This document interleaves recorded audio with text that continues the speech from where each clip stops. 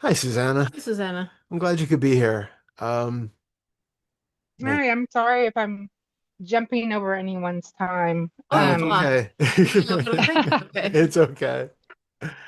so Um, um I've been doing Better One and following along with Cornella's videos, which I've become obsessed with now, which is a good thing. But what has been happening is when I'm deliberately looking for times when I'm selfing, yeah. um, the overwhelming feeling of being back to when I'm being sexually assaulted by my grandfather Mhm. comes up, and then this intense feeling of hatred, self-hatred, recrimination, shame, all of that also comes up, and then I became really angry at myself for selfing. It's like, Yeah. why would you self? Why are you falling into this? And it's been becoming very problematic at work when I'm catching myself selfing. And I'm not blaming anyone, but Daryl had mentioned, my toxic starting points. Like he he mentioned them quite frequently for a bit. And so I started thinking maybe my toxic starting point is coming up at the same time, or is it the selfing is selfing on top of the selfing? Yeah. So basically, that's Yeah. what's Yeah. Yeah. Yeah. Yeah. The first thing I want to say is that I completely get that when you start to work when, and particularly when you really dive deep into it, we have for everybody else, we have that first feta course. You have no first. Let me start. I'm starting to get brain tired, so I'm being a bit humbly sorry. in what I'm saying to everyone. But here we go. On our homepage, theawakeningcurriculum.com, you have all material you need for all the feathers. You don't need to pay anything or buy anything. It's freely available for everyone, and there is so much written material as well. We have started now to create the a first feather course. So that is something you buy for $50, and it's where you dive deeply into one of the feathers. And that is what Susanna is talking about. That she has bought the course and she's doing those deep dives, and it's really, really intense. If there's any kind of lingering self, or if you're just starting out and working with the self, it's like you're pulling away all blankets, you're pulling away the blanket you're standing on, and you're just floating in that free, open experience of what you think is reality.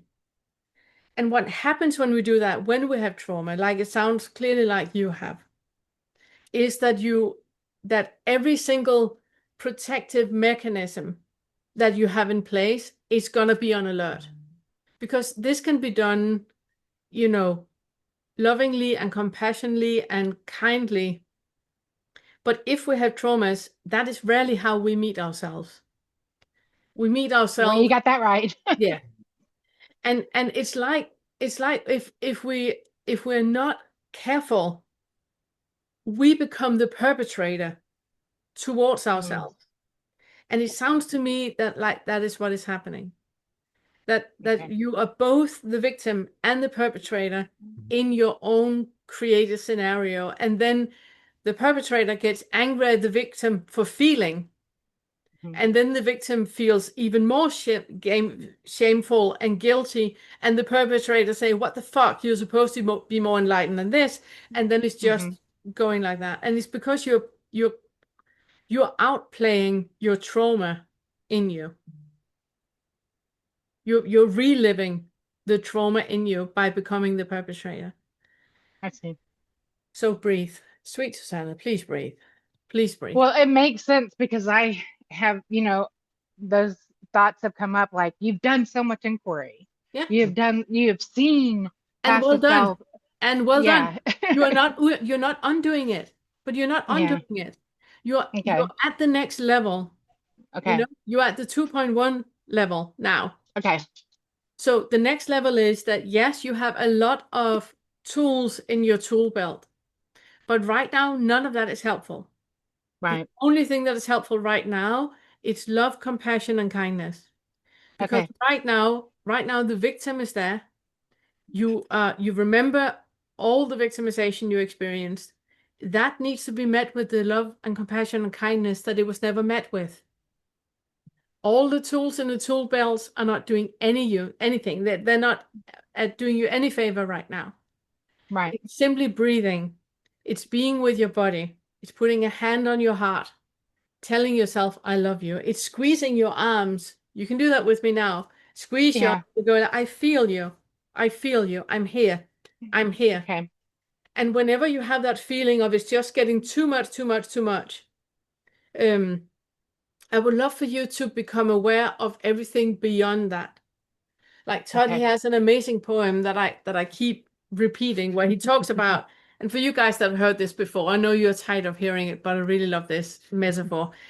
Is that he describes that he's sitting in a red room and there's a red sofa and red table and red walls and red floor, carpet and red ceiling. Everything is just red.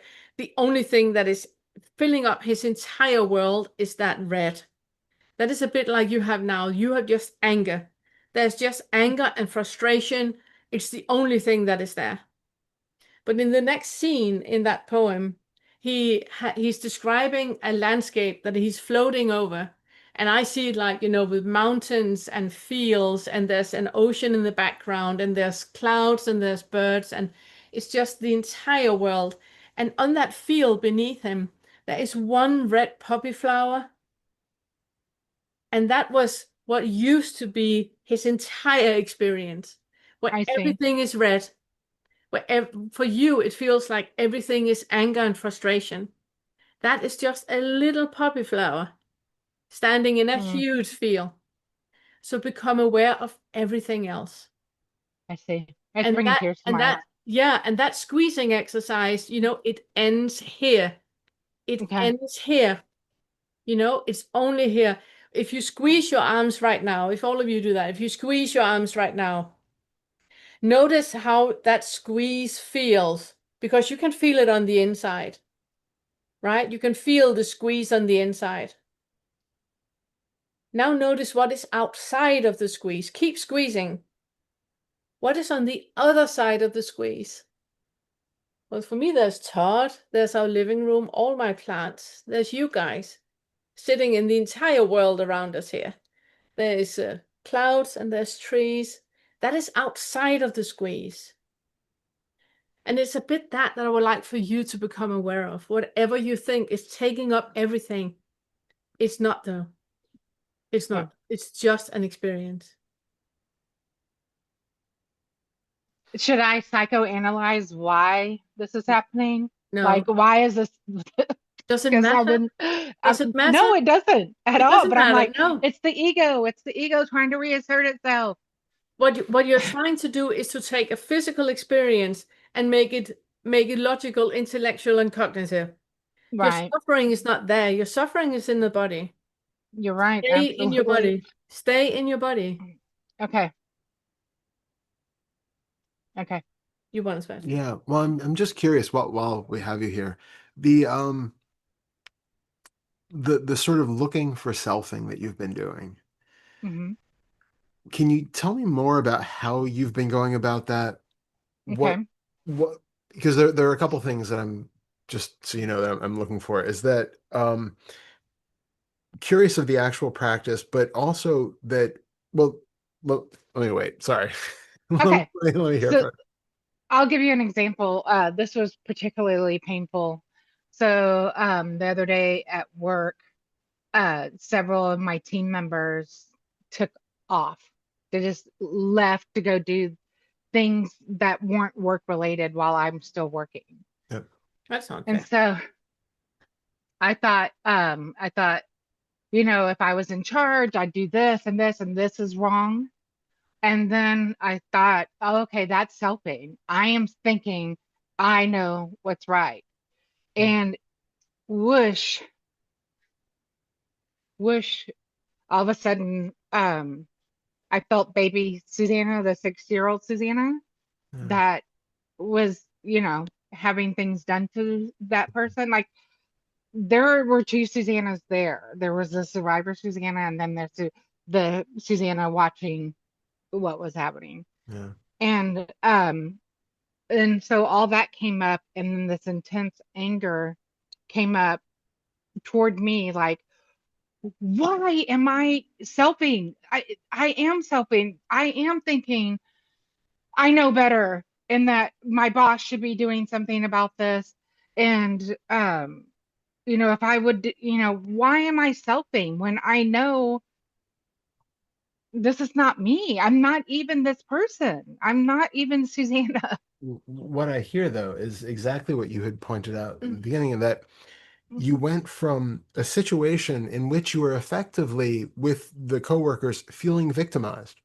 It Yeah, wasn't essentially starting out from a selfing standpoint in that way. It's that right, it's triggering this feeling of victimization. And just like we have with everything, you uh smell apple pie and you remember a particular incident, right? We have when the body is in a certain state or the brain is in a certain state, it remembers similar states. And so I right. suspect that anytime you have one of those sort of victimized feelings or thoughts, you're going back to one of the strongest memories of being in that position of powerlessness, victimization, that sort of thing. The sad irony is, as Pernilla pointed out, that the go-to is then to victimize yourself and start beating Right. yourself up and abusing yourself in why are you experiencing these things. It's so I second what you say that the key there isn't to vilify the selfing in that case. It's to recognize that this is just a symptom Mhm. of the system working the way that it does and I because see. of the conditioning of the system. I see. This isn't a fault of yours that you are doing something wrong, that this memory comes up and the body feels a certain thing. This is just the way that the body is conditioned at this point. And this is something that is It's still, it's really yeah. that whatever brain signals are fired together are wired together. So I when see. you were victimized as a child, when you now are victimized, you have to stay to work. The other ones are allowed to leave. That is you being in a victim position. So you I are see. absolutely right. It is unfair. It is unfair. And it is not right that you should stay at work and the Hmm. other ones they're allowed to leave. Just like it's not fair that you experience what you experience with your grandfather. Both of Right. them are unfair. But Right. you trying to make it okay Mhm. is the perpetrator role. Mhm. It's not okay that you have to stay when everybody else are leaving. It's a completely valid feeling having that. That's not okay. Why can they Right. leave and I can't leave? That's a completely valid feeling. Just Right. like as a child being angry, it's a completely valid feeling. But you need Sure. to be okay with what comes up, just like we talked about in the beginning. You need to be okay with whatever feeling is presenting itself, because otherwise you become the perpetrator. I You're see. telling Susanna that it's not okay, that she should Right. just eat it up. Hmm. That is unfair. Yeah. Wow. There's so many layers. Yes. There are. And also And Yeah. well, yeah. I was saying also the fact that because we have to sort of temporarily take on a bunch of beliefs in the non-dual world about selfing being wrong and selfing being, blah, blah, blah, Right. then we start to live through those, but those aren't permanent beliefs either. Those aren't permanent truths. So Right.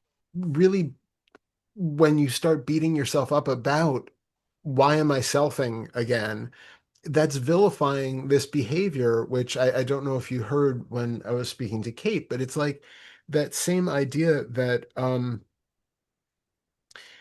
this is the way that our minds and bodies work. And it doesn't mean like if you have a feeling of a self showing up or a feeling of self-concern showing up, that itself is not um the sign of some spiritual unevolved state or something. This is just the way that the system has been designed to work, and it has always worked.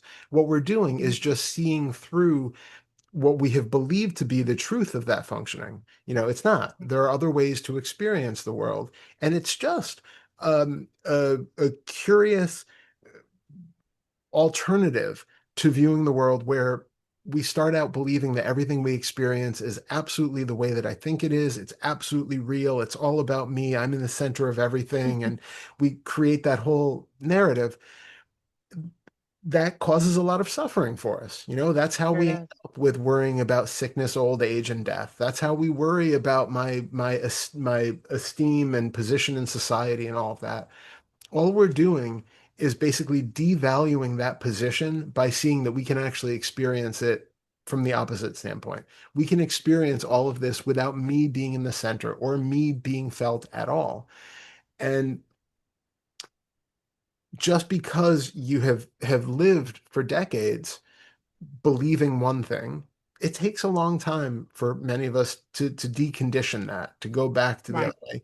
And it's not always a permanent thing either. You're going to be flipping back and forth, because I mean, effectively, I think we're using networks of the brain that need to be rewired. They Mm. need to actually have, it takes time and practice to do that. So the more you're engaging with these things, the more likely that is to happen. And I just want to say, and exactly that rewiring is also why it's important, and this goes to everyone. It's why it's so important always to call on compassion and kindness towards yourself. Yeah. You are in the midst of rewiring your brain. You need to be compassionate and kind toward yourself over and over and over and over again, because otherwise you're not rewiring anything. Then it's just a peak experience, like doing psychedelics. You need to really integrate it into your body. Keep reminding yourself of it's okay, it's okay, it's okay. So when you have that feeling of being a victim, it's okay. It's okay. I love you. It's fine. And then you just keep repeating that over and over and over. So you start to rewire your brain. And when Okay. you get one of those moments where you realize that you've been selfing, and even if you immediately get angry about why is this happening again, notice that Yeah. and see if you can relax. Mm. Because Okay. that reaction about selfing is ironically more selfing than the I original know. selfing was, right? I know. So, exactly. So it's a reinforcing of that same basically default mode network kind of Yeah, activation. I see. So all we want to do is just relax, feel the spaciousness outside of the body, kind of feel Okay. outside of that, get some perspective that isn't centralized. Feel you probably will notice when that happens, you're more attuned with feelings of tension in the chest, the throat, the face. You probably have more physical contractions there that you're aware of. You probably have some sort of thought in the mind that is seeing your body, seeing your face, some, even if it's not like a traumatic Right. recapitulation, there's something there that's reifying it. Just notice those things from that curious standpoint, and then see if you can feel outside the skin, feel outside Okay. the periphery, take in like Yeah.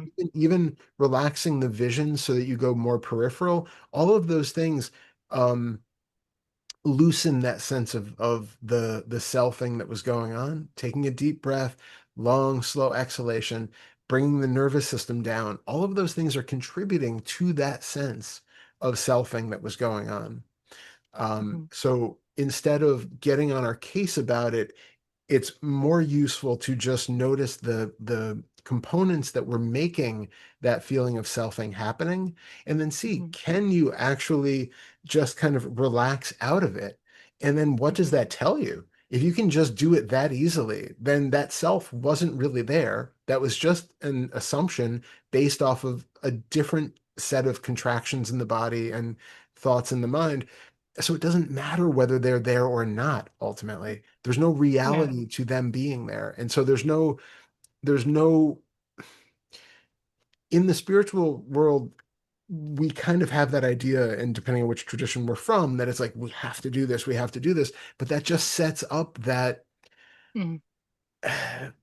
there is such a feeling of failure when we don't notice it, or a feeling of ironically egoic gratification when we do. It's more important to just take that it's okay if it's there, it's okay if it's not stance, and just be curious about it, because otherwise we're just reinforcing that same egoic sense that is going to get something out of the process in the end. I did have a little success earlier. I was on a meeting with my leader, and I was talking to her about the issues that I just told you guys about, and I was upset, and I was expressing my frustration and upset. And I thought to myself, you're selfing right now, you're selfing. And I told myself, it's okay. She doesn't know. She doesn't know you're selfing. Great. All of a sudden, I felt just fine. I'm like, okay, well, you know you're selfing. It's okay. It's Yeah. fine. You're okay. I would also recommend a small change of framing too, because even when you say that you are selfing or I am selfing, that's still Yeah. implying, right? So just saying like selfing is happening, Okay. recognizing Yeah. this is a it's an impersonal mechanism which is going on, which creates that sense of a self. It's Right. like, Okay. if you have a clock that's working, it's got like clockwork gears and mechanisms, you wouldn't be like, oh, that clock is clocking again, like there Yeah, it you're right. goes. Like it's a mechanism. It is what it Right. does. This is the way we're wired. So it's just recognizing, Right. oh, that impersonal selfing pattern is happening again. It's a bit Yeah. like Sam Harris, he has that with the self-driving car. Yeah. A self-driving car that is like going over, into a mailbox.